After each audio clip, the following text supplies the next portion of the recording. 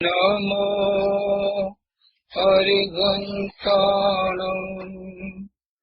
નમો સિદ્ધાણં નમો આયર્યાણં નમો જયાણં નમો લોલસવસાહુણાં એસો પંચનમોકારો સર્વપાવપણાસનો મંગલાણં સંવેશે પરમં હવૈ મંગલમ અજ્ઞાનતિમિરંધનાય જ્ઞાનાંજનશલાકયા નેત્રયોન્મિલિतं येन તસ્मै શ્રીગુરવે નમઃ મુખાદેવ્યાકુક્ષિરત્નં શબ્દજિતભર્યાત્મજં રાજચંદ્રહં વन्दે તત્વલોચનદાયકં પ્રભુ તત્વલોચનદાયકં.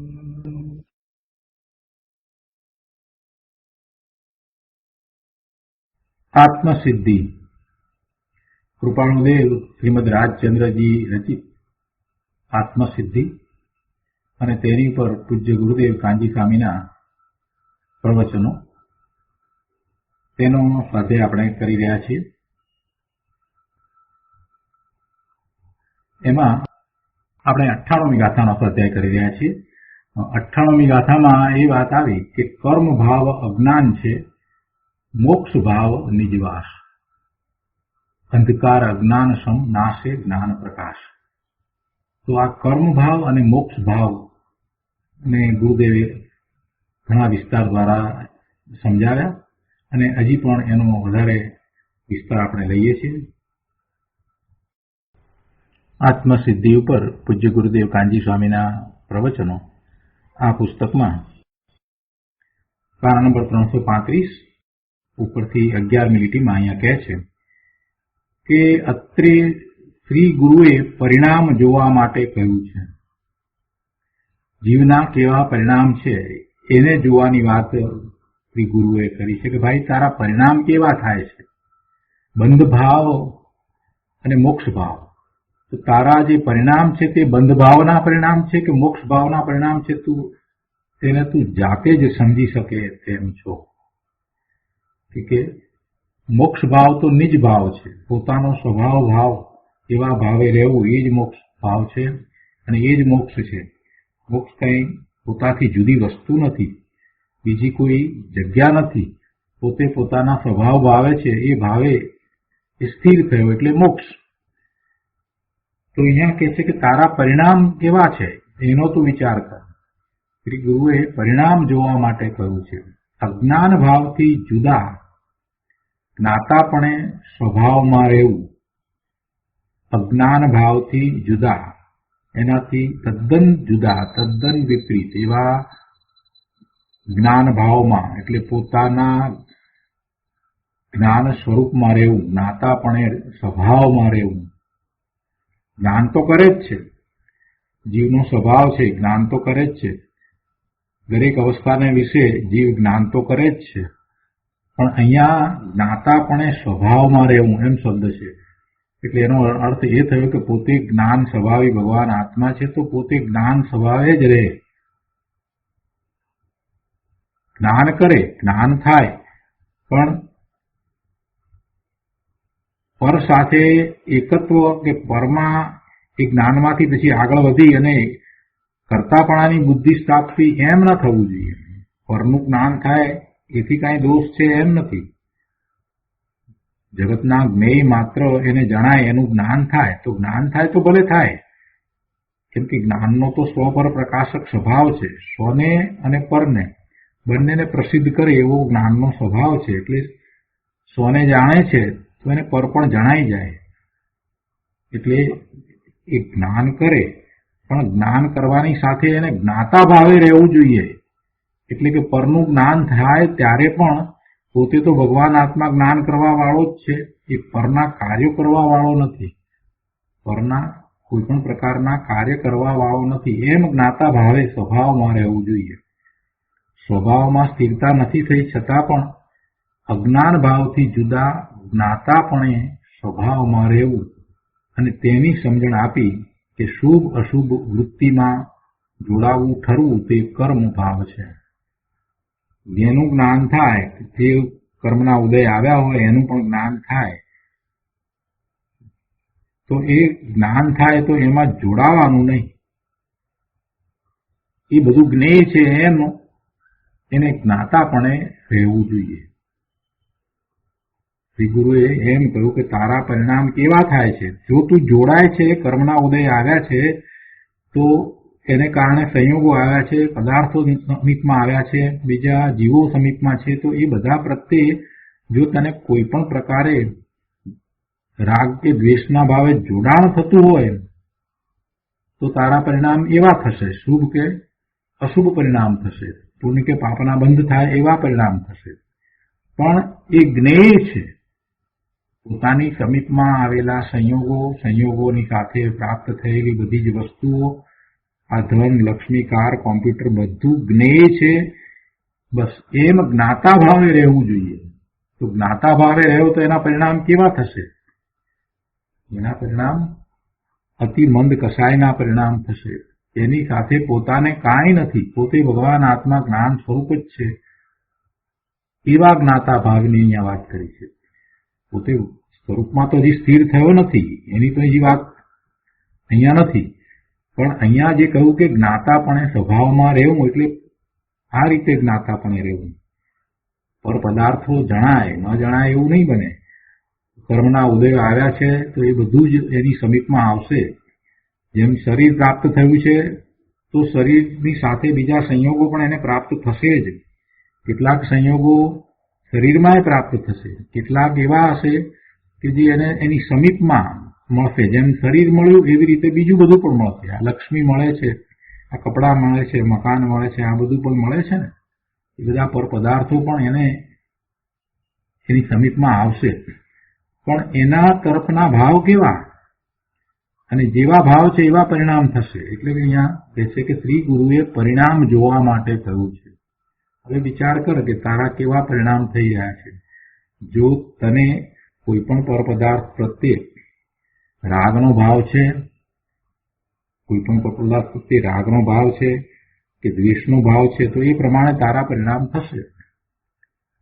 પ્રભુ પ્રત્યે રાગ છે, શુભ ભાવ છે, પુણ્યનો બંધ પડશે, એવા પરિણામ થશે. કોઈ પદાર્થ પ્રત્યે કે કોઈ વ્યક્તિ પ્રત્યે દ્વેષનો ભાવ છે તો એવા પરિણામ થશે, પાપના પરિણામ થશે.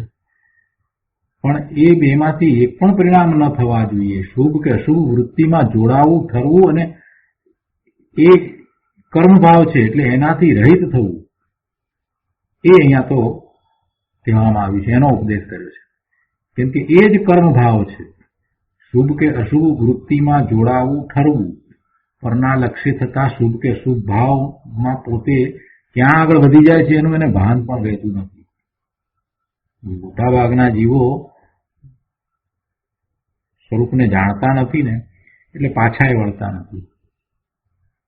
જેને આ દ્રવ્યસ્વરૂપનો અભ્યાસ છે ને એને તો પાછા વળવાનું થાય. કરે રે હું આ કેવા વિચારે ચડી ગયો, હું કેવા ભાવમાં ચડી ગયો, એમ કરીને પાછો વળે કે આ બધું મને ન શોભે, આ બધું મને ન શોભે. હું તો ભગવાન આત્મા, સિદ્ધ ભગવાનના જ્ઞાનમાં, તીર્થંકર ભગવાનના જ્ઞાનમાં, કેવળી ભગવાનના જ્ઞાનમાં સિદ્ધ સમાન દે આવ્યો છું ને આ બધું મને ન શોભે, એમ કરીને પાછોય વળે. પણ જેને આવું કાંઈ જ્ઞાન નથી, જેને આવો દ્રવ્યસ્વરૂપનો અભ્યાસ નથી, જેને શાસ્ત્રની કાંઈ સમજ નથી, એને તો ખ્યાલ નથી કે ક્યાં શુભમાં કે અશુભમાં ક્યાં આગળ વધી રહ્યો છે. મોટે ભાગે અશુભમાં જ આગળ વધતો હોય. એક વસ્તુ જે છે તે એ મેળવવી, એ મેળવવા માટે આમ કરું, તેમ કરવા માટે પછી આને મળું, તેને મળવા માટે થઈને આમ જવું, તેમ જવું, બધું એનું એ જ ચાલે. એક પછી હાર બંધ બધા એવા વિભાવ ભાવના જ પરિણામ થાય. અને એક કલાકમાં તો ઘરમાં બેઠા બેઠા કેટલાય પાપ બાંધી દે, કેટલાય પાપના બંધ કરી નાખે. વૃત્તિ છે ને કે આ મારે પ્રાપ્ત કરવું છે, તો ક્યાંથી પ્રાપ્ત થાય? અહીંયાથી. તો એ પ્રાપ્ત કરવા માટે અમુકને ફોન કરું, અને આમ કરું, પેલાને બોલાવું, અહીંયા જવું, આમ કરું, તેમ કરું, હજી કાંઈ કર્યું નથી. હજી ત્યાં બેઠો બેઠો આવા વિકલ્પો કરી અને એવા ભાવ કરી અને ક્યાં ચાલ્યો જાય? અશુભ ભાવ. શુભ કે અશુભ વૃત્તિમાં જોડાવું, ઠરવું. આ ઠરવું થયું, બીજું શું થયું? કલાક સુધી એ જ વાતમાં મચ્યો રહે તો પછી શું થયું? એ ઠરવું થયું ને. અશુભ ભાવમાં ઠરવું થાય. કોકના લગ્ન પ્રસંગે ગયા હોઈએ અને ત્યાં પછી બધા મળે તો શું કરીએ છીએ આપણે બધા? ખાવા પીવાની વાતો કરીએ. 1 કલાક બીજી શું વાત કરીએ? આનું જમવાનું આવું હતું ને આનું જમવાનું તેવું હતું ને પેલાના લગ્નમાં આમ હતું ને પેલામાં આમ હતું ને. બધું શું છે? અને હાસ્ય ને પ્રશ્નો બધું શું છે? એ બધું પાપના ભાવ છે, ખાવાના ભાવ. ખાઈએ તો જેટલું ખાતા હોય એટલું જ ખાઈએ, પણ ભાવ કેટલા કરીએ? કેટલા પદાર્થો ખાવાના ભાવ ત્યાં કરીએ બેઠા બેઠા. અન્યની એક નિંદા કરીએ કે કુથલી કરીએ કે આ એ બધું કરીને પાછા આવીએ. શું થાય? પાપ થાય, બીજું કાંઈ થાય નહીં. એના કરતા ઘેરે બેસી રહ્યો હોત તો, અને શાંતિથી સ્વાધ્યાય કર્યો હોત તો, શાસ્ત્રનું વાંચન કર્યું હોત તો. એટલે સાધકે દરેક સમયે સમયે એવી જાગૃતિ રાખવી જ જોઈએ. નહીતર તો પછી આ કર્મ ભાવ છે. આ બધો શુભ અશુભ વૃત્તિમાં જોડાવું, કરવું, એ બધો એ જ કર્મ ભાવ છે. અને એમ કર્મના બંધ થયા જ કરશે. આ કર્મ ભાવની સાચી સમજ આપી છે અહીંયા. શ્રી ગુરુએ પરિણામ જોવા માટે કહ્યું છે કે ભાઈ તું જરાક વિચાર કર કે તું જે ભાવે થઈ રહ્યો છે એ ભાવથી તારા કેવા પરિણામ થશે. અજ્ઞાન ભાવથી જુદા જ્ઞાતાપણે સ્વભાવમાં રહેવું જોઈએ તારે. અને એની અહીંયા સમજણ આપી કે શુભ અશુભ વૃત્તિમાં જોડાવું, ઠરવું તે કર્મ ભાવ છે. અને જેટલો કર્મ ભાવ ઉભો કરે તે અજ્ઞાન છે. બધું અજ્ઞાન છે. અજ્ઞાનનો સ્વભાવ અંધકાર જેવો છે. અજ્ઞાનનો સ્વભાવ અંધકાર જેવો છે.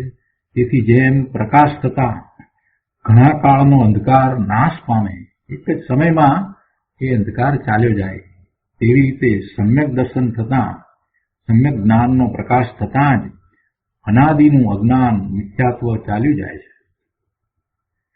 એટલે એમ નથી કે અનંતકાળનું આ મિથ્યાત્વ અજ્ઞાન કાઢવા માટે ઘણો સમય જોઈએ, એમ પણ નથી. જેમ પ્રકાશ થતા ઘણા કાળનો અંધકાર ચાલ્યો જાય છે, તેવી રીતે આ સમ્યક દર્શન રૂપી પ્રકાશ થતા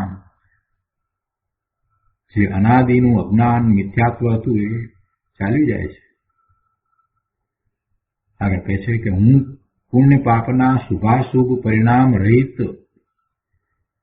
પુણ્ય પાપના શુભ અને અશુભ એવા પરિણામ રહિત, અરાગી રાગ વિનાનો અને જ્ઞાતા દ્રષ્ટા પૂર્ણ શુદ્ધ તત્વ છું. તેની રુચિ એવા પોતાના પૂર્ણ શુદ્ધ તત્વની રુચિ, એનું જાણપણું અને તેમાં રાગ રહિત રમવું, ટકવું, તે સ્વરૂપ આચરણ ચારિત્ર છે. સમ્યક દર્શન સમ્યક જ્ઞાનની વાત કરી અને પછી હવે કહે છે કે એવા પોતાના સ્વરૂપને વિશે સમ્યક દર્શન સમ્યક જ્ઞાન પૂર્વક ત્યાં ટકવું, રમવું, રહેવું, એ સમ્યક ચારિત્ર છે. એ નિશ્ચયથી સમ્યક ચારિત્ર છે. અહીંયા કહે છે કે સર્વસંગથી વિમુક્ત મોક્ષ ભાવ તો નિજ સ્વરૂપમાં વસવું એવો છે. સર્વસંગથી, સર્વસંગ એટલે બીજાઓ જે આપણને બહારમાં ઇન્દ્રિયો દ્વારા જણાય એ તો બરાબર છે, એ તો બીજા બધા સર્વ એનો સંગ છોડીએ તો બરાબર છે, પણ એટલાથી વાત નહીં બને. પોતાને થતા શુભાશુભ ભાવ એનો એને વધારે વધારે સંગ છે.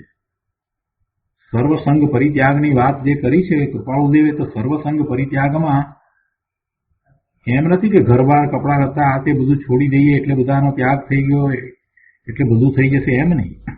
સૌથી વધારે એને કોનો સંગ છે? સૌથી વધારે તો એને એના વિભાવ ભાવનો સંગ છે. વિકલ્પોમાં રાચી રહ્યો છે અને પોતાના સ્વરૂપથી ચ્યુત થઈ અને વિભાવ ભાવે રહે છે. એટલે વિભાવ ભાવના સંગે જ તો રહ્યો છે, અનાદિનો વિભાવ ભાવના સંગે રહ્યો છે.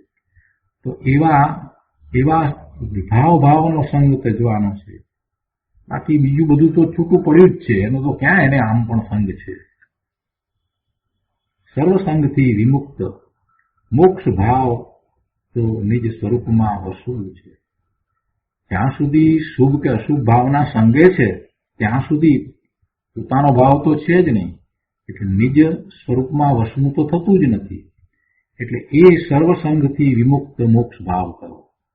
એમ થાય કે સર્વસંગથી વિમુક્ત મોક્ષ ભાવ આ એમ જ છે. આપણે તો સર્વસંગ એટલે બાહ્યમાં જે દેખાય છે, જે ઇન્દ્રિયો દ્વારા જાણવામાં આવે છે, એને જ માનીએ છીએ કે એનો જ આપણને સંગ છે. પણ એમ નથી વિચાર કરતા કે અનાદિથી આ જીવને કોનો સંગ છે? એને એના વિભાવ ભાવનો જ સંગ રહ્યો છે. એ વિભાવ ભાવે જ રહ્યો છે.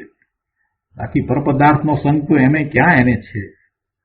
જીવ પરપદાર્થના સંગે તો થયો નથી, ક્યારેય હતો નહીં. એને કોનો સંગ છે? પોતાના ભાવનો સંગ છે. અને એ ભાવ કેવો છે? અશુદ્ધ ભાવ છે, વિભાવ ભાવ છે. ક્યારેય શુદ્ધ ભાવ એ તો થયો નથી. તો સર્વસંગથી વિમુક્ત કહેવા પાછળનો આશય એવો છે કે આ વિભાવ ભાવના સંગે તું રહ્યો છે ને, તો એને છોડ અને તું તારા નિજ સ્વભાવે થાય, એટલે નિજ સ્વરૂપમાં વસ. એ જ મોક્ષ ભાવ. કેટલી એક લીટીની અંદર આખી મોક્ષ ભાવની વ્યાખ્યા કેટલી સુંદર રીતે અહીંયા તો કરી દીધી, માર્ગ પણ દર્શાવી દીધું કે સર્વસંગથી વિમુક્ત મોક્ષ ભાવ. એ મોક્ષ ભાવ તો ક્યાં છે? પોતાના સ્વરૂપને વિશે છે, નિજ સ્વરૂપમાં વસવું છે.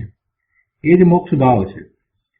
નિજ આત્મ સ્વભાવમાં સહજપણે સ્થિતિ થવી એ મોક્ષ ભાવ છે. અનંત ગુણનો પિંડ ભગવાન આત્મા તો અનંત ગુણ છે, તો અનંત ગુણનું પરિણમન છે. અને એ બધા ગુણનું જે પરિણમન છે એ તો અનંત શાંતિ, અનંત સુખ, અનંત જ્ઞાન, અનંત વીર્ય, અનંત સત્તા, અનંત નિર્મળતા એનાથી ભર્યું પડ્યું છે. એવું એનું ભવન છે, એવું એનું પરિણમન છે. કેમ કે એવા ગુણો છે. અને એવું જે ભવન છે, એવું પરિણમન જે છે એ એના ગુણને કારણે છે. એટલે એ એનો સ્વભાવ થયો, એનો પોતાનો ભાવ, એ સ્વભાવ, એ આત્માનો સ્વભાવ. તો નિજ આત્મ સ્વભાવમાં સહજપણે સ્થિતિ થવી તે મોક્ષ ભાવ છે. અને સ્થિતિ થઈ જાય, સ્થિર થઈ જાય તો મોક્ષ થયો.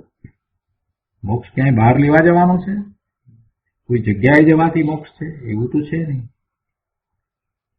અહીંયા કહે છે કે અભિપ્રાયનું નિશંકપણું થવું તે પ્રતીત પરથી સર્વથા જુદાપણાનું જ્ઞાન અને રાગ રહિત જ્ઞાન દશામાં ટકી રહેવું, સ્થિર થવું તે મોક્ષ માર્ગ છે. એક સાથે બધી વ્યાખ્યા કરી દીધી. અભિપ્રાયનું નિશંકપણું થવું તે પ્રતીત.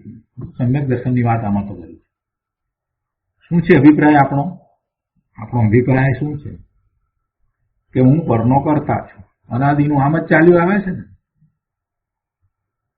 પોતાના સ્વરૂપને જાણતો નથી. અને બીજું કે પરમાંથી મને આનંદ સુખની પ્રાપ્તિ થાય છે, કે પરને કારણે મને દુઃખની પ્રાપ્તિ થાય છે. આ જ અભિપ્રાય છે ને. તો આ કેવો અભિપ્રાય છે? ખોટો અભિપ્રાય, ઊંધો અભિપ્રાય, મિથ્યા અભિપ્રાય. એને શું કહેવાય? મિથ્યાત્વ કહેવાય. મિથ્યાત્વ શું છે? તો કે ખોટો અભિપ્રાય, ખોટી શ્રદ્ધા. ખોટી કઈ રીતે કહી? શેના આધારે આપણે ખોટી કહીએ છીએ? તો કે પ્રભુના જ્ઞાનમાં જે વાત આવી છે એના આધારે આપણે એને ખોટી કહીએ છીએ.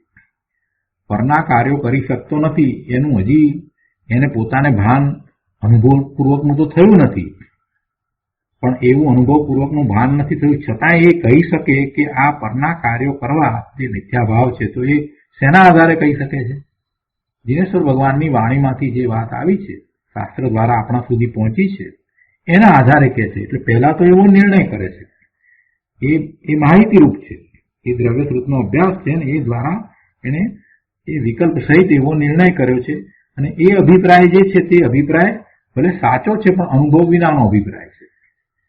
એ અભિપ્રાય છે ને એનો કે આ પરનું લક્ષ્ય કરી અને જે કંઈ પણ કરવામાં આવે છે એ આત્માનો ભાવ નથી. આપણે એ બધા જાણીએ છીએ અને બોલીએ છીએ. સાથે સાથે આપણે એમ પણ બોલીએ છીએ કે આ જીવ બીજા અન્ય દ્રવ્યનું કાંઈ કરી શકે નહીં, એક દ્રવ્ય બીજા દ્રવ્યનું કરી શકે નહીં. આ આપણે જાણીએ છીએ, બોલીએ છીએ, આપણો આવો અભિપ્રાય થયો છે. પણ આ અભિપ્રાયમાં હજી એક વસ્તુ ખૂટે છે. શું ખૂટે છે?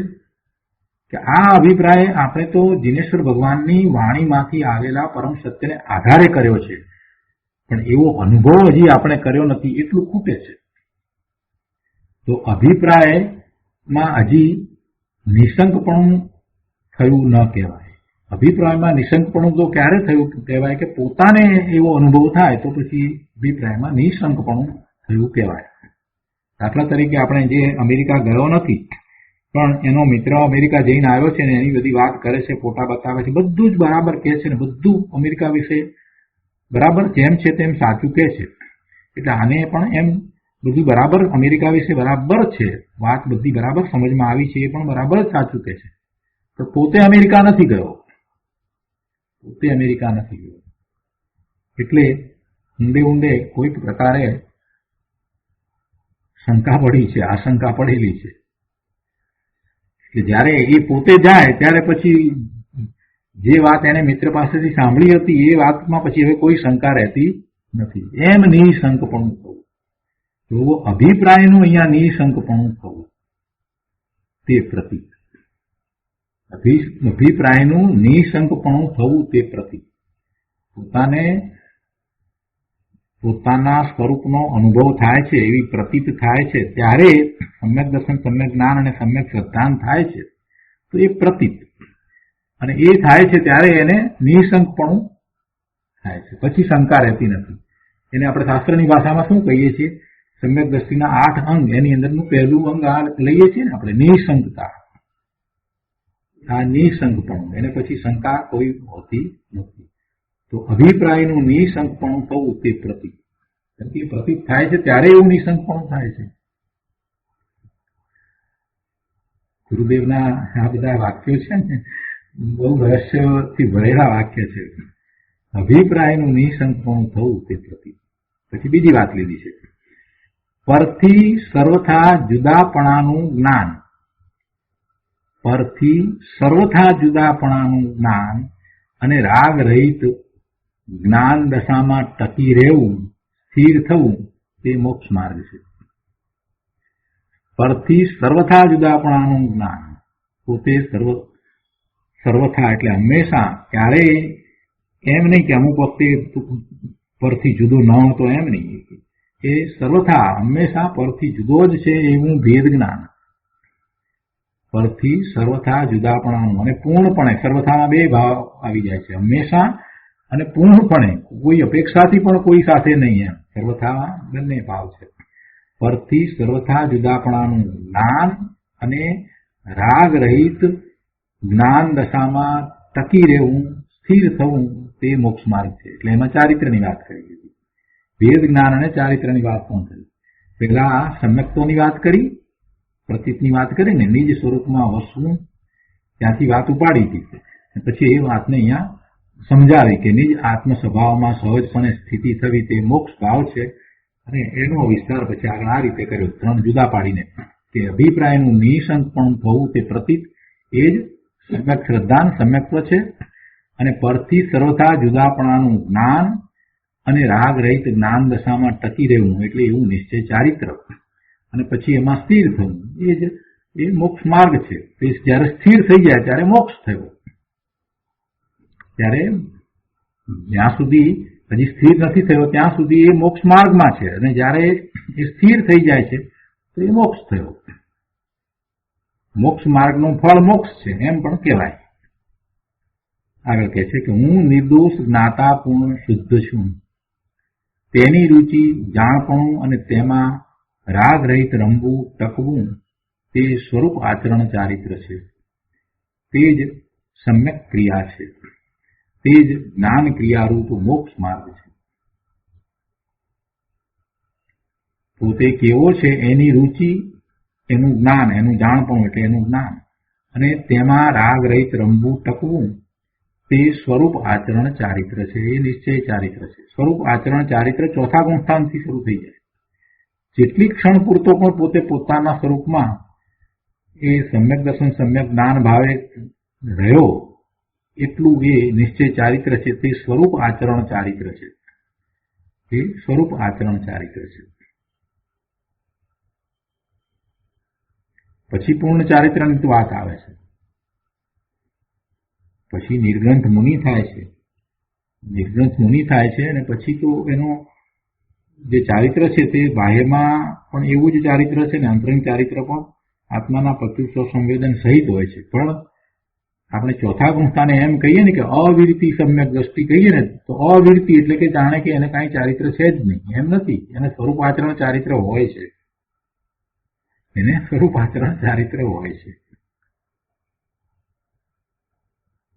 અને એ સ્વરૂપ આચરણ ચારિત્ર અને કારણે જે આગળ વધે છે અને પછી દેશ ચારિત્ર થાય છે કે પછી પૂર્ણ ચારિત્ર થાય છે. એટલે અહીંયા એ વાત કરી છે કે એ સ્વરૂપ આચરણ ચારિત્ર છે અને તે જ સમ્યક ક્રિયા છે. પોતાના સ્વરૂપમાં ટકવું રમવું એ જ સમ્યક ક્રિયા છે. હમણાં જ વાત આવી હતી કે જ્ઞાન ક્રિયા, જ્ઞાન શું અને ક્રિયા શું? જ્ઞાન ક્રિયા ધ્યાન મોક્ષ એ વાત હતી ને. તો આ ક્રિયા જો સમ્યક ક્રિયા આ જ છે. સ્વરૂપમાં રહેવું એ ક્રિયા અને જ્ઞાન એટલે પોતાના આત્માનું જ્ઞાન. એટલે આત્માના જ્ઞાન સહિત પોતે સ્વરૂપને વિશે રહ્યો છે તેમાં જ્ઞાન અને ક્રિયા બંને આવી ગયા અને એ જ મોક્ષ માર્ગ છે. જાણનારને જ્ઞાયકતામાં સ્થિર રાખવો તે જ પુરુષાર્થ છે. તો જુદી જુદી રીતે આ વાતને સમજાવી છે. એકની એક વાતને ધડકા કરાવવા માટે અને બરાબર સમજ પડે ને એટલે આ બધી વાત લખી છે. જાણનારને જ્ઞાયકતામાં સ્થિર રાખવો તે જ પુરુષાર્થ છે. આ પુરુષાર્થની રીત બતાવી. જાણનાર તો પોતે છે પણ જાણનારને એટલે અહીંયા શું કહેવું છે કે ઉપયોગને, વર્તમાન જ્ઞાનનો ઉપયોગ, વર્તમાન જ્ઞાન દર્શનના ઉપયોગ જે બહારમાં ભટક્યા કરે છે ને, દરેક સમયે સમયે બહારમાં ક્યાંક ને ક્યાંક જોડાઈ જાય છે અને બહારને જાણવા વાળો જે ઉપયોગ થયો છે ને તો કે એ ઉપયોગને પલટાવીને જ્ઞાયકતામાં સ્થિર રાખવો, પોતાના જ્ઞાન સ્વરૂપમાં સ્થિર રાખવું એ જ પુરુષાર્થ છે. એટલે આ કઈ રીતે કરવું એની રીત બતાવી. જ્ઞાન દર્શનનો ઉપયોગ જે પરને જાણવા વાળો થયો છે ને તો હવે એની દિશા પલટાવીને અંદર તરફ લઈ જવો, પોતાને જાણવું એટલે જ્ઞાયકતામાં સ્થિર રાખવું અને એ જ પુરુષાર્થ છે. રાગના ભાગને જ્ઞાન વડે ટાળીને જ્ઞાનમાં ટકી રહેવાનો પુરુષાર્થ એ જ વ્યવહાર છે. બીજો વ્યવહાર નથી. આ વ્યવહાર સમજાવો અહીંયા સાથે સાથે. રાગના ભાગને જ્ઞાન વડે ટાળીને એટલે કે જ્ઞાન ભાવથી ટકી રહેતા રાગ ઉત્પન્ન થતો જ નથી. એ પુરુષાર્થ એ જ વ્યવહાર છે. અધ્યાત્મમાં પોતાનું શુદ્ધ સ્વરૂપ છે તે નિશ્ચય છે અને પોતાના શુદ્ધ સ્વરૂપમાં ટકીને રહેતા જે નિર્મળ પરિણામ થાય છે એ વ્યવહાર છે. એ અધ્યાત્મનો વ્યવહાર, બીજો કોઈ વ્યવહાર નથી.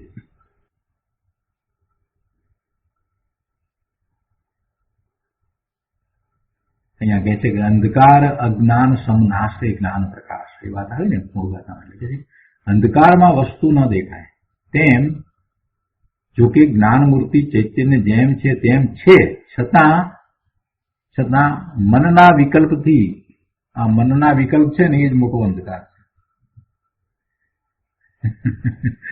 એ મનના વિકલ્પ વિનાનો થઈ જાય ને એટલે કે નિર્વિકલ્પ ધ્યાનમાં તો એને આત્માનું દર્શન થાય.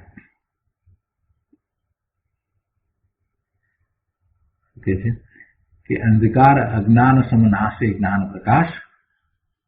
તો અંધકારમાં વસ્તુ ન દેખાય તેવી રીતે જોકે જ્ઞાન મૂર્તિ ચૈતન્ય જેમ છે તેમ છે, એ જ્ઞાન મૂર્તિ જ છે એટલે એ જ્ઞાન સ્વાભાવિક છે. એ કઈ એનું બદલાઈ ગયું છે એમ નથી, કેમ કે અંદરમાં જ્ઞાન ગુણ પડ્યો છે ને એટલે એ તો એમ જ છે. છતાં અહીંયા કહે છે કે છતાં મનના વિકલ્પથી, શુભ ભાવથી અથવા પુણ્ય પાપની રુચિરૂપ મિથ્યા ભાવરૂપ અજ્ઞાનથી તે આત્મા જોવામાં આવતો નથી. એ અંધકાર સમ્યક દર્શન જ્ઞાન ચારિત્ર રૂપ દીપકનો પ્રકાશ થતા પુણ્ય પાપરૂપ ભાવ એવો એ અંધકાર એ નાશ પામે છે. સમ્યક દર્શન જ્ઞાન ચારિત્ર રૂપ દીપકનો પ્રકાશ થતાં પુણ્ય પાપ રૂપ ભાવ અંધકારનો નાશ થઈ જાય છે. પરભાવને ઉપાધિ રૂપ શુભાશુભ, પરભાવને એટલે કે ઉપાધિ રૂપ શુભાશુભ ભાવને, એ બંધ ભાવને જુદો જાણે, પર જાણે તો સાચો અભિપ્રાય થઈ શકે. સાચો અભિપ્રાય એટલે સમ્યક દર્શન થવામાં પહેલા તો એને આ રીતે પરભાવ શુભાશુભ ભાવ છે તે ઉપાધિરૂપ છે, એ પરભાવ છે એ બંધનો ભાવ છે, એમ પોતાથી એને જુદો જાણવો જોઈએ. પછી જે અભિપ્રાય જે છે એ સાચો અભિપ્રાય થાય. સાચો અભિપ્રાય થયા પછી પણ ચારિત્રના દોષથી શુભ અશુભ અસ્થિરતા થઈ જાય છે. એટલે કે સમ્યક દર્શન થયા પછીથી પણ શુભ ને અશુભ ભાવરૂપ અસ્થિરતા થઈ જાય છે. અસ્થિરતા એટલા માટે કહી કે જ્યારે પોતાના સ્વરૂપને વિશે છે ત્યારે તો એવા શુભ કે અશુભ ભાવ થતા જ નથી. એટલે સ્વરૂપમાં સ્થિર નથી એટલે બહારમાં આવતા પરનું લક્ષ થતા શુભાશુભ ભાવ થાય છે. એટલે એને અસ્થિરતા કહી. અને એવા અસ્થિરતાને કારણે સમ્યક દ્રષ્ટિને પણ શુભ ને અશુભ ભાવ હોય છે. મિથ્યાત્વને કારણે નહીં. સમ્યક દ્રષ્ટિના શુભાશુભ ભાવ જે છે તે મિથ્યાત્વને કારણે નથી, અજ્ઞાનને કારણે નથી, પણ એ અસ્થિરતાને કારણે છે. અસ્થિરતા કયા પ્રકારની? તો કે સ્વરૂપને વિશે સ્થિરતા નથી એટલે એને એ અપેક્ષાથી પ્રમાદ પણ કહેવાય છે. અપેક્ષાથી એને પ્રમાદ પણ કહેવાય છે. અને એ પોતે જ્ઞાની જે છે પોતે એને એમ કહે છે કે અમારો આ પ્રમાદ છે અથવા તો અમારા પુરુષાર્થની આ નબળાઈ છે એટલે અમને આ શુભ ને અશુભ ભાવ થાય છે. પણ એ શુભ કે અશુભ ભાવ છે એ હે છે, છોડવા લાયક છે, અને એ અમારી નબળાઈ છે, અને એને અમે શીઘ્ર છોડી અને અમારા સ્વરૂપને વિશે રહીશું. એ વાત એ જાણે છે ને એવો પુરુષાર્થ પણ હોય છે. એટલે અભિપ્રાયમાં કઈ એને શુભ ભાવ જે છે તે ભલો છે એમ નથી હોતું. એના અભિપ્રાયમાં શુભ ભાવ ભલો નથી. શુભ ભાવ હોય છતાંય શુભ ભાવ વિશેનો અભિપ્રાય કેવો છે? તો કે બંધનું કારણ છે, એવો જ અભિપ્રાય હોય.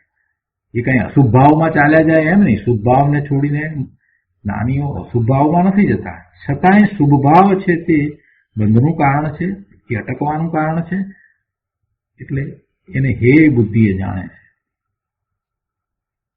એટલે કહે છે કે શુભ અશુભ અસ્થિરતા થઈ જાય છે પણ તેનો અભિપ્રાયમાં સ્વીકાર નથી. અનંતકાળ જે અજ્ઞાનમાં ગયો તે ભૂલને ટાળવા માટે અનંતકાળ ન જોઈએ. એટલે એક વખત દ્રષ્ટિ બદલાઈ, સમ્યક્ત્વ પ્રગટ થયું તો પછી એમ નથી કે એ ભૂલ નથી ટળતી. ભૂલ તો ક્ષણવારમાં જ ટળી જાય છે. જેવું સમ્યક્ત્વ થયું એટલે મિથ્યાત્વ ગયું. એ અનંતકાળની ભૂલ ટાળવા માટે એક જ સમયની સ્થિરતા બસ છે. કેટલી સરસ વાત છે. એ અનંતકાળની ભૂલ ટાળવા માટે એક જ સમયની સ્થિરતા બસ છે. સ્વરૂપની સ્થિરતા કરતા બધું થઈ જાય છે. ઘણા કાળનો અંધકાર જેમ પ્રકાશ થતા નાશ પામે છે. કોઈ ગુફા હોય એની અંદર કોઈ દિવસ કોઈ પ્રવેશ્યું ન હોય તો અંધકાર જ રહ્યો હોય. કેટલાય વર્ષોના વર્ષો સુધી 100 વર્ષથી ગુફા તો હોય પણ અંધકાર જ હોય, કોઈ ગયું જ ન હોય. અને આપણે ત્યાં જઈને ટોર્ચ પ્રકાશ કરીએ તો કેટલી વાર લાગે પ્રકાશ થતા ને અંધકાર થતા.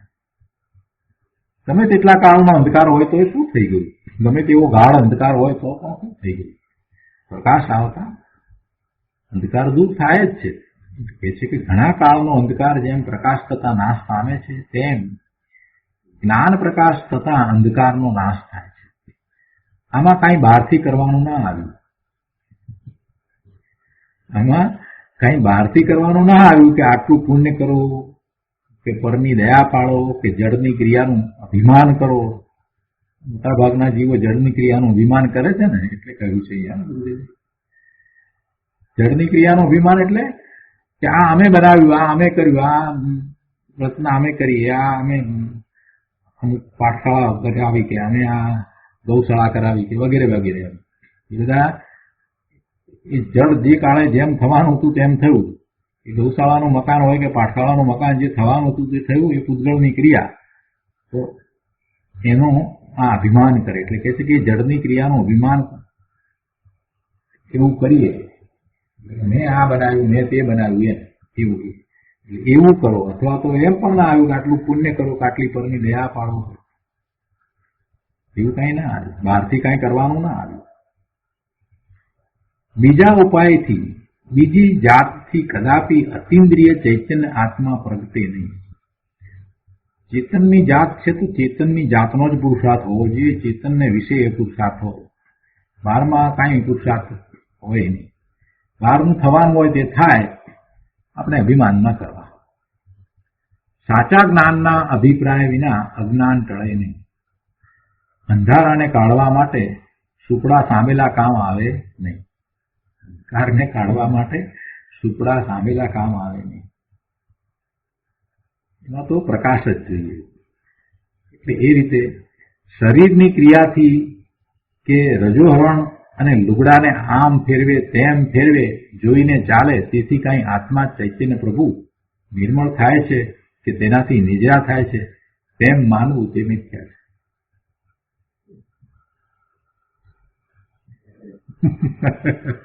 બહુ મોટી વાત કરી દીધી. પણ એ બધું હોય છે, જે સાથે હોય છે ને એ હોય છે, એવો નિમિત્ત નૈમિત્તિક સંબંધ છે. પણ જે હોય છે એને ધર્મ માની ના લેવાય. એમ જો ડોક્ટર થઈએ એટલે પછી અપ્રોન હોય છે, અપ્રોન છે એટલે ડોક્ટર છે, કે ડોક્ટર પોતે જ્ઞાન થયું છે, ભણ્યો છે એટલે ડોક્ટર છે. સમજવાનું આ છે કે આ બધું હોય, આ બધી જે કઈ ક્રિયા, આ બધું હોય તો હોય, ભલે રહ્યું, પણ એ કઈ ચૈતન્ય પ્રભુની નિર્મળતાનું કે નિજરાનું કારણ છે એમ ન મનાય. સરસ રીતે સ્પષ્ટ લખ્યું છે. એને સમજવાનું છે, એનો વિરોધ કરવા કરતા એને સમજવાની જરૂર છે. ઘણા લોકોને આ વાત આવે એટલે લોકો બહુ ઉતાવળ કરી અને એને સમજાવીના એમ કે આ ગુરુદેવ આવી વાત કરે છે એટલે એમ કે આ તો નથી બરાબર, આ વાત બરાબર નથી, આ તો બધું એમ કે દીક્ષાર્થીઓની ટીકા કરી એમ ઊંધું પકડે છે. પણ એમ નથી સમજતા કે એમનો કહેવાનો આશય એ છે કે તમે જે કંઈ આ બધું કરો છો એ હોય તો ભલે રહ્યું, પણ એ ધર્મ નથી. એનાથી વિશેષ કાંઈક ધર્મ છે, એની તમે શોધ કરો. એનાથી વિશેષ ચૈતન્ય મહાપ્રભુ છે. ચૈતન્ય મહાપ્રભુ તો ત્રિકાળ છે, તો એને કેમ કરીને વર્તમાન પર્યાયમાં પ્રગટ કરવો, એને માટે કાંઈક બીજો પુરુષાર્થ હોવો જોઈએ. તમે આટલું તો વિચારો. કહેવાનો આશય એવો છે, પણ પેલા ઊંધું પકડીને જતા રહે છે. આ જ ભૂલ થઈ છે બધાને. અભિમાન અભિમાન અભિમાન, જીવ અભિમાનમાં અભિમાનમાં સામી વ્યક્તિ આપણને શું કહેવા માંગે છે એનું વિચારે નથી કરતો. આવી વાત કરી એટલે પછી એમ કે જો કાંજી સ્વામી તો રજોમાં ને એમાં માનતા ન હતા, એમ જ છે ને. કહેવાનો આશય એવો નથી. શરીરની ક્રિયાથી કે રજોવરણ અને લુગડાને આમ ફેરવે તેમ ફેરવે જોઈને ચાલે, એટલે પેલું ઈરિયા સમિતિ કહી ને. તો તેથી કઈ આત્મા ચૈતન્ય પ્રભુ નિર્મળ થાય છે કે તેનાથી નિજરા થાય તેમ માનવું તે મિથ્યા છે. એ તો પછી સહજ થઈ જાય છે, એમ જ હોય. પછી એ બધી પાંચે સમિતિ હોય, ઈરિયા સમિતિ ને ભાષા સમિતિ, એ બધું હોય જ છે. એ અટક્યો છે ક્યાં? બંધ ભાવમાં એ ટક્યો છે. બંધ ભાવમાં ટક્યો છે. શુભ અને અશુભ ભાવ જે છે એમાં એ ટક્યો છે, રહ્યો છે. એ બંધ ભાવ છે, એમાં રહ્યો છે. ત્યાં લગી અંશે પણ સાચી નિજરા ન થાય, જરાય નિજરા ન થાય. વિપાક નિજરા થાય, પણ વિપાક નિજરા થાય અને સાથે બીજા નવા કર્મ તો બાંધી લે. કેમ કે કોઈ પણ કર્મ છે એને સ્થિતિબંધ તો છે, એટલે જેટલી સ્થિતિ છે એટલો સમય સુધી એ કર્મ રહે ને પછી આપોઆપ ખરી જ જાય છે. એમાં એને કાંઈ કરવા પણ હોતું નથી. તો એવી વિપાક નિજરા તો દરેક સમયે થાય, પણ એ વિપાક નિજરા થાય એટલે કર્મના ઉદય આવે તો એ વખતે એની સાથે જોડાઈને નવા કર્મ તો એ બાંધી લે છે. તો કર્મનું બેલેન્સ તો કાંઈ ઘટતું નથી, એટલે સાચા અર્થમાં એને નિજરા થતી નથી. એટલે એ અપેક્ષાથી અહીંયા વાત કરી છે કે આ બધું કરવાથી નિજરા થતી નથી. નિજરા તો કોને કહીએ કે શુદ્ધિની વૃદ્ધિ થાય, અશુદ્ધિ ઘટતી જાય. શુદ્ધિની વૃદ્ધિ થાય અને અશુદ્ધિ ઘટતી જાય, એ નિજરા છે. કોઈ કહે છે કે આ 13મા ગુણસ્થાનની વાત છે, પણ તેમ નથી. આ તો 4થા ગુણસ્થાનની વાત છે. સાચો અભિપ્રાય થયે અંતરમાં ભ્રમ ગૂઢ ન રહે. સાચી શ્રદ્ધા થાય પછી તો બધા અભિપ્રાય બદલાઈ જાય છે. એટલે સાચો અભિપ્રાય જ હોય છે. બધી રીતે અભિપ્રાય સાચો હોય. પછી અંતરમાં કોઈ ભ્રમણા રહેતી નથી, ભૂલ ન રહે. અજ્ઞાનનું ટળવું અને જ્ઞાન થવું તે એક જ સમયે છે. અજ્ઞાનનું ટળવું અને જ્ઞાન થવું તે એક જ સમયે છે. કર્મભાવ શું છે અને જ્ઞાન ભાવ શું છે તેને યથાર્થ વિધિ સહિત જાણવાની પ્રથમ જરૂર છે. પહેલા આ જાણવાની જરૂર છે. કેમ કે કર્મભાવ છે એ જ સંસાર છે, એ જ સંસાર છે. અને મોક્ષ શું છે તો પોતાનો નિજ ભાવ છે તે મોક્ષ છે. અને આ જે જાણે એ જ જૈન છે. શરૂઆત ત્યાંથી જ થાય છે, ત્યાંથી એકડો શરૂ કરવાનો છે.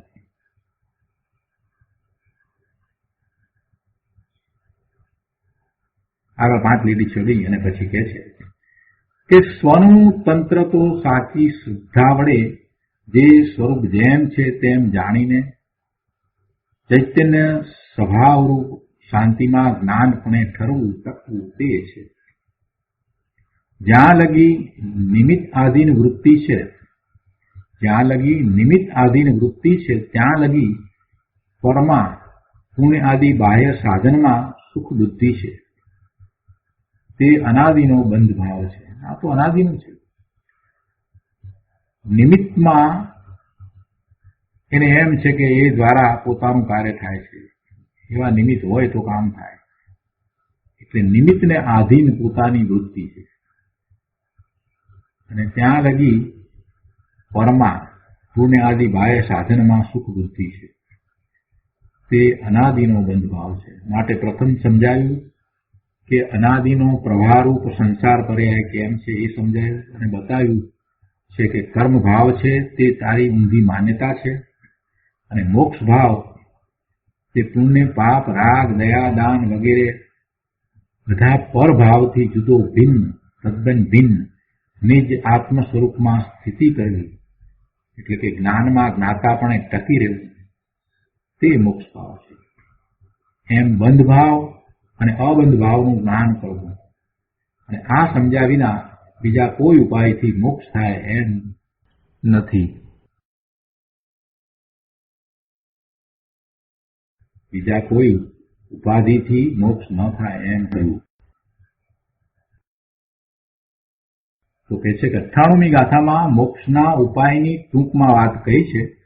તે સમજણમાં જગતના જીવોને ઘણા વાંધા છે. કર્મભાવ તે અજ્ઞાન છે અને પોતાના જ્ઞાન સ્વભાવમાં વસવું તે મોક્ષ ભાવ છે. જ્ઞાનથી અજ્ઞાન અંધકારનો નાશ થાય છે. તે વિશે આ બધી વાતો આપણે સમજ્યા. હવે આગળ 99મી ગાથા કહે છે, એટલે એના પછીનું જે પ્રવચન છે ને એટલા માટે અહીંયા એમ કહ્યું કે ગઈકાલે વાત હતી. તો હવે 99મી ગાથા આપણે લઈએ છીએ. 99મી ગાથામાં અહીંયા કહે છે કે જે કારણ બંધના તેહ બંધનો પંથ તે કારણક છેદક દશા મોક્ષ પંથ ભવ. તે કારણ છેદક દશા મોક્ષ પંથ ભવ. વચનામૃતમાંથી આ 99મી ગાથાનો અર્થ આપણે સમજીએ. બહુ ટૂંકો અર્થ અહીંયા કર્યો છે. કે છે કે જે કારણો કર્મબંધના છે તે કર્મબંધનો માર્ગ છે.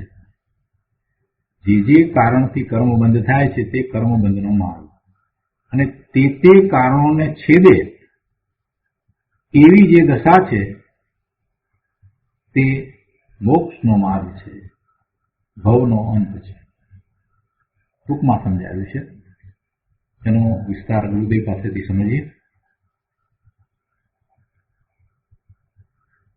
99મી ગાથાના અર્થમાં અહીંયા કહે છે, એનો વિસ્તાર કરતા ગુરુદેવ સમજાવે છે પાના નંબર 337 ઉપર કે કયા ભાવે બંધન થાય અને કયા ભાવે બંધન ન થાય તે નિર્ણય કરવો રહ્યો. કયા ભાવે બંધન થાય અને કયા ભાવે બંધન ન થાય તે નિર્ણય કરવો રહ્યો. ગાથા 98માં એમ કહ્યું કે આત્મા અને કર્મ એ ભિન્ન વસ્તુ છે. કર્મના ભાવથી પુણ્ય થાવ કે પાપ થાવ બેઉ સંસાર બંધન છે. બંને કર્મ ભાવ છે. એ પુણ્યનો ભાવ હોય કે પાપનો ભાવ હોય, પણ એ બંધ ભાવ છે. બંધ એટલે સંસારની પ્રાપ્તિ કરાવે એવો ભાવ. બંધ ભાવ એટલે જેનાથી સંસારની પ્રાપ્તિ થાય, એટલે ભવના ભ્રમણ થાય. એ પુણ્યનો ભાવ હોય કે પાપનો ભાવ હોય. અહીંયા ગુરુદેવ કહે છે કે ભલે કસાઈના ભૂંડા કાર્ય હોય, કસાઈ જે જીવોને કાપી નાખે છે ને આ બધા પ્રાણીઓને, એવું કસાઈ કે છે કે કસાઈના ભૂંડા કાર્ય હોય કે સર્વાર્થ સિદ્ધના દેવ જેવા પુણ્ય હોય.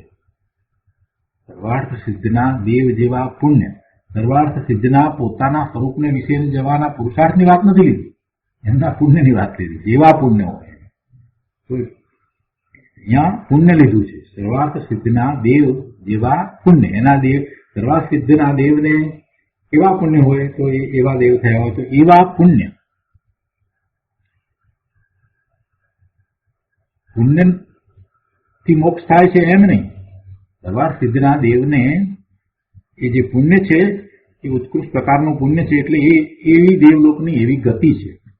પણ એ ગતિ છે એ કાંઈ એમને આગળ મોક્ષના પુરુષાર્થનું કારણ છે એમ નથી. ઘણાને એમ હોય છે કે હવે આ સર્વાર્થ સિદ્ધના દેવ તો પછી તો મોક્ષે જવાના છે કરીને, તો એ તો પુણ્યની અહીંયા તો વાત છે. એ પુણ્યથી મોક્ષે નથી જતા. ચક્રવર્તીનો દાખલો લઈએ ને તો ચક્રવર્તીને જે પુણ્ય છે અને જે રિદ્ધિ સિદ્ધિ બધું પ્રાપ્ત થયું છે એ પુણ્યને કારણે પ્રાપ્ત થયું છે. તો એ ચક્રવર્તીની રિદ્ધિ સિદ્ધિ જે ઉત્કૃષ્ટ પ્રકારનું, સર્વોત્કૃષ્ટ પ્રકારનું પુણ્ય કહી શકાય, તો એ પુણ્ય જે છે એ કાંઈ એમને કેવળ જ્ઞાનનું કારણ નથી. શાંતિનાથ ભગવાન ચક્રવર્તી હતા. 16મા, 17મા, 18મા ત્રણે ત્રણ તીર્થંકર ભગવાન. શાંતિનાથ ભગવાન, હરનાથ ભગવાન એ ત્રણેય ચક્રવર્તી હતા અને તીર્થંકર હતા. ચક્રવર્તી તીર્થંકર એમનું પુણ્ય કેવું?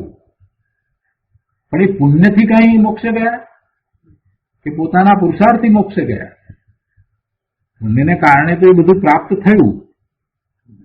પુણ્યને કારણે તો એમની સેવા દેવો કરતા હતા. એથી કઈ એ મોક્ષે જાય છે? એથી કઈ એ કેવળ જ્ઞાન પ્રગટ કરે છે? એમ નથી. એટલે પુણ્યની અહીંયા વાત કરી છે. સર્વાર્થ સિદ્ધના દેવ જેવા પુણ્ય, એટલે એવા ઊંચા પુણ્ય હોય છતાં પણ એ પુણ્ય છે ને, તો પુણ્યને કારણે શું થશે?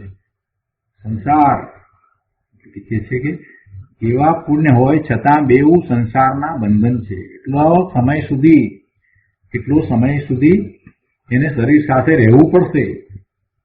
એવાનો અર્થ એ છે પુણ્ય હોય કે પાપ હોય, બંને ભવના ભ્રમણનું જ કારણ છે.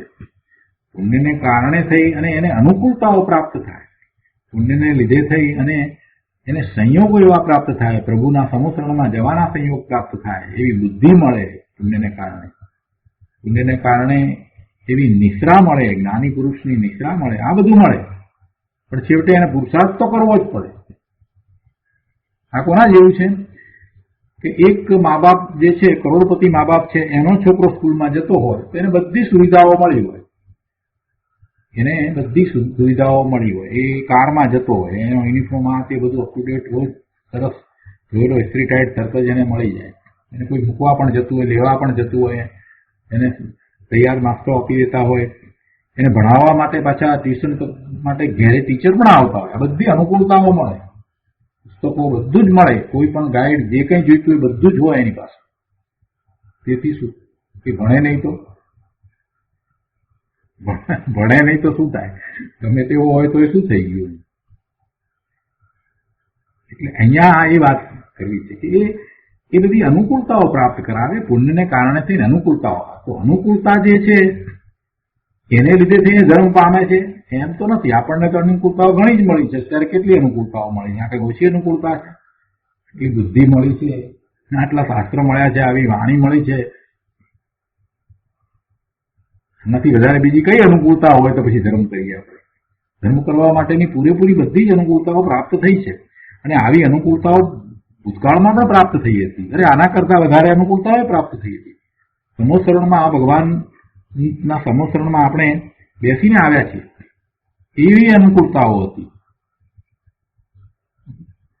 અનુકૂળતાઓ પ્રાપ્ત થાય, પણ કેમ ધર્મ ન થયો, કેમ સમ્યક દર્શન ન થયું, પ્રભુના સમોસરણમાં જઈને આવ્યા તો પણ, એટલે એ પુણ્ય હતું.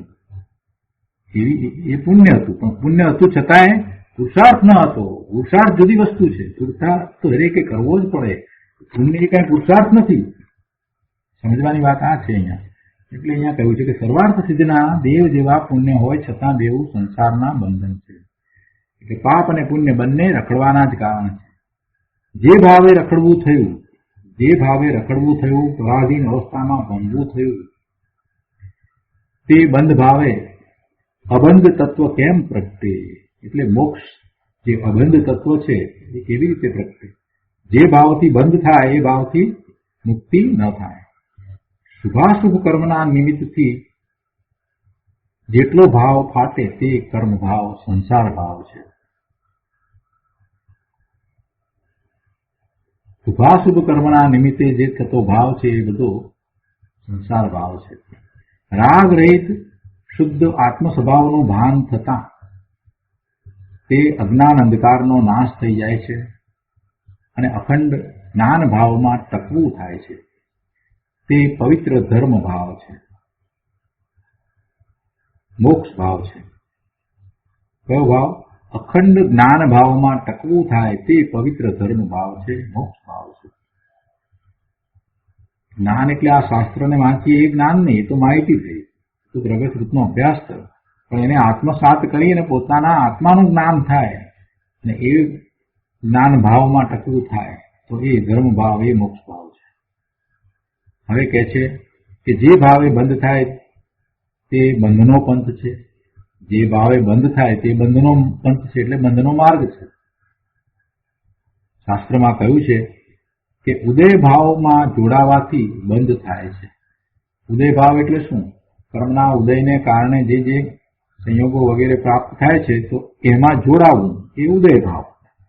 ઉદય આવ્યા છે તે ઉદયમાં જોડાવું એ ઉદય ભાવ. ઉદય આવ્યા હોય છતાં પણ એનું લક્ષ્ય ન થાય, એમાં ઉદાસીનતા વર્તે તો એ જ્ઞાતા દ્રષ્ટા ભાવ થઈ જાય. છે કે ઉદય ભાવમાં જોડાવાથી બંધ થાય છે. પછી ભલે તે શુભ હોય, દયા, સત્ય, અચૌર્ય, બ્રહ્મચર્ય, ત્યાગીપણ ભાવ, બીજા જીવને ન મારવું, એ આદિ શુભ ભાવ છે, એવો એ રાગ ભાવ છે, તો એ આત્મભાવ નથી. એ આત્મભાવ નથી, એ શુભ ભાવ છે, જેને કારણે બંધ પડે. એટલે એ ભાવ અશુદ્ધ ભાવ છે, એ શુદ્ધ ભાવ નથી. જે પરના લક્ષ્ય પર પદાર્થમાં જોડાણ થાય તે બંધ ભાવ છે. તીર્થંકર નામ કર્મ જે ભાવે બંધાય, તીર્થંકર નામ કર્મ, જો નામ કર્મ કયું એટલે કે નામ કર્મ એટલે કર્મ બંધાય છે એટલે બંધ ભાવ જ થયો ને. તીર્થંકર નામ કર્મ જે ભાવે બંધાય, દેવ ઇન્દ્રિય આદિ જે પુણ્ય પદ બંધાય તે સર્વ બંધ ભાવ છે. અને તે બંધ ભાવ રાખવાથી કે બંધ ભાવની રૂચિથી અબંધપણું અંશે પણ નહીં પ્રગટે. છેલ્લા પેરેગ્રાફમાં કહે છે કે કોઈ કહે કે પુણ્ય અમારે જોઈતું જ નથી, પણ શરૂઆતમાં તેનાથી સાધન પ્રગટે છે તે માટે કરીએ છીએ. કેટલાકની આવી દલીલ હોય છે. જેણે પુણ્યને સત સાધન માન્યું છે તેણે વિજાતિથી એટલે કે દુશ્મનથી એટલે કે ઝેરથી અમૃતની આશા રાખી. બહુ કડક વાત થઈ ગયા. પેલા એમ દલીલ કરે છે કે પુણ્ય અમારે જોઈતું નથી, અમને પુણ્યની રુચિ નથી, પણ શરૂઆતમાં એનાથી આ બધું મળે ને, સાધન પ્રગટે, એ માટે અમે એ કરીએ છીએ. તો એને જવાબ આપ્યો છે ગુરુદેવે કે જેણે પુણ્યને સત સાધન માન્યું છે કે પુણ્ય દ્વારા સાધન, એ તો એવી વાત થઈ કે ઝેરથી અમૃતની આશા રાખવા જેવી વાત થઈ કે જે બંધ ભાવ છે એનાથી મુક્તિમાં લાભ કેવી રીતે થાય? ન જ થાય. એમાં ક્યાંક ભૂલ થાય છે અને તે જાણવાનો પ્રયત્ન ન કરે તો ભૂલ સમજાય નહીં અને ભૂલ ચાલ્યા જ કરે. અને અનાદિથી એ જ ભૂલ ચાલી આવી છે. સુભાવને ધર્મ માનવાની ભૂલ એને અનાદિથી ચાલી આવી છે. શરીરની ક્રિયા વડે ધર્મ માનવાની ભૂલ પણ એને અનાદિથી ચાલી આવે છે. શરીરના આધારે કે પુણ્યના રજકણના આધારે બંધ પણ નહીં અને મોક્ષ પણ નહીં. પરદ્રવ્ય છે, પૂતગલ છે. પૂતગલ તમને બંધ કરાવે કે મોક્ષ કરાવે એમ થાય જ નહીં, એવું એમ છે. શુભ અશુભ ભાવનું વલણ કરવું, પરભાવને કર્મ ભાવને પોતાનો માનવો તેવા પરિણામથી બંધ થાય છે. શરીરને કારણે બંધ થાય છે એમ નથી, પેલા રજકણ કારણે રજકણને લીધે એને બંધ થાય છે એમ નથી. બંધ તો એનો ભાવ બંધ છે, ભાવ કર્મ એ બંધ છે. પછી ભાવ કર્મ જેવા થયા છે તેનું નિમિત્ત પામીને પેલા જળ રજકણો બંધાય. ખરેખર બંધ શું છે તો કે એને જે ભાવ થાય છે ને પરભાવ કર્મ, એને કારણે એને ભાવ બંધ થાય છે. એટલે પરભાવને કર્મ ભાવને પોતાનો માનવો તેવા પરિણામથી બંધ છે અને એ બંધ ભાવથી વિપરીત અબંધ પરિણામે મોક્ષ છે. પ્રથમ ઉદય ભાવને સમજવો. ઉદય ભાવ શું છે એને સમજવું. અહીંયા કહે છે 338માં પાના ઉપર કે તીર્થંકર નામ કર્મ સમ્યક જ્ઞાનની પવિત્ર ભૂમિકા વિના બંધાય નહીં. એમને ગમે તેને બંધાય એમ નથી. સમ્યક દર્શન જેને થયું છે એવી એની ભૂમિકા છે. પછી એવો પુરુષાર્થ કરતા કરતા એવા ઉત્કૃષ્ટ પ્રકારના શુભભાવ હોય છે તો એને તીર્થંકર નામ કર્મ બંધાય છે. જે રાગ ભાવથી તે બંધાઈ જાય છે એટલે કે શુભભાવથી જે એ બંધાઈ જાય છે તે પણ બંધ ભાવ છે. જો તેને ઉપાદેય માને, શુભભાવને ઉપાદેય માને તો તેને જ્ઞાની કેમ કહીએ? જ્ઞાની ના કહેવાય. દેહ આદિની ક્રિયાથી બંધ નથી. બીજી વાત, દેહ આદિની ક્રિયાથી બંધ નથી. દેહ આદિની ક્રિયા તો જડની છે, પણ પોતે જેવા શુભાશુભ ભાવ બંધ ભાવ કરે તે બંધનો પંથ છે, તે બંધનો માર્ગ છે, એ મુક્તિનો માર્ગ નથી. અને એ ઔપાધિક ભાવ બંધ ભાવને છેદવાની દશારૂપ જે આત્માની શુદ્ધ અવસ્થા છે તે જ મુક્તિ પંથ છે, એ ભવનો અંત છે. તો આનો વધુ વિસ્તાર આપણે આવતા સ્વાધ્યાયમાં લઈશું. આજનો સ્વાધ્યાય અહીંયા સુધી રાખીએ છીએ. હવે સુખધામ બોલીએ. સુખધામ અનંત સુસંત ચરી દિન રાત રહે તદ ધ્યાન મહી પ્રકાંતિ અનંત સુધામય જે પ્રણમુ પદતે વરતે જયતે પ્રણમુ પદતે વરતે જયતે